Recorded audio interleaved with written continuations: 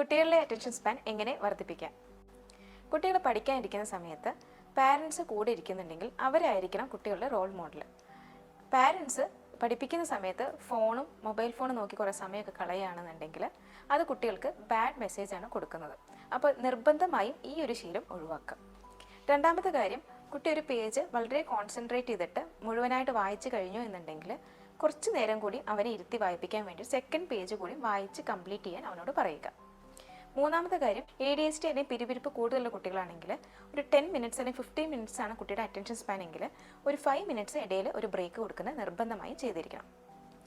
മൂന്നാമത്തെ കാര്യം, ഈ ഒരു ടൈം ബ്രേക്കിൽ ഇവർക്ക് പസിൽസ് അല്ലെങ്കിൽ ഗെയിംസ് അല്ലെങ്കിൽ മെമ്മറി ഗെയിംസ്, ബോർഡ് ഗെയിംസ് എന്നിവയെല്ലാം കുട്ടികൾക്ക് നൽകുന്നത് നല്ലതായിരിക്കും.